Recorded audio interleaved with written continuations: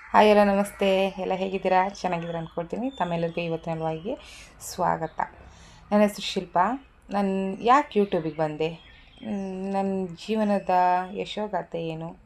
ಯಶೋಗಾಥೆ ದೊಡ್ಡ ಸಾಧನೆ ಮಾಡ್ತೀನಿ ನನ್ನ ಜೀವನದಲ್ಲಿ. ನನ್ನದೊಂದು ಪುಟ್ಟ ಸಾಧನೆ ಇದ್ದೇ ಇದೆ. ಯಾಕಂದರೆ ನಾನು ಅಷ್ಟೊಂದು ಫೇಸ್ ಮಾಡಿದ್ದೀನಿ. ಅದೆಲ್ಲ ನಿಮ್ಮ ಬಗ್ಗೆ ನಿಮ್ಮ ಹತ್ರ ನಾನು ಹಂಚ್ಕೊಳ್ತೀನಿ. ಓಕೆನಾ? ನೋಡೋಣ, ವ್ಲಾಗ್ ಸ್ಟಾರ್ಟ್ ಮಾಡೋಣ. ನಾನು ನನ್ನ ಬಗ್ಗೆ ತುಂಬ ಪ್ರೌಡಾಗಿದ್ದೀನಿ. I am proud of myself. I am different from others 100%. ಏನು ಇವಳೇ ಹೊಗಳ್ಕೊಳ್ತಾ ಇದ್ದಾಳೆ, ಇನ್ನೊಬ್ಬರು ಇವಳನ್ನ ಹೊಗಳ್ಬೇಕು. ಅಥವಾ ನಾವು ಯಾರಾದರೂ ಬೇರೆಯವ್ರ ಬಗ್ಗೆ ಮಾತಾಡಬೇಕಾದ್ರೆ ನಾವು ಹೊಗಳ್ಬೇಕು ಇನ್ನೊಬ್ರ ಬಗ್ಗೆ. ಇನ್ನು ನನ್ನ ಬಗ್ಗೆ ನಾನು ಯಾಕೆ ಹೊಗಳ್ಕೊಳ್ತಿದ್ದೀನಿ? ಯಾಕಂದರೆ ನಾನು ಅಷ್ಟೊಂದು ಫೇಸ್ ಮಾಡಿದ್ದೀನಿ ಅಂತ, ಆಯಿತಾ?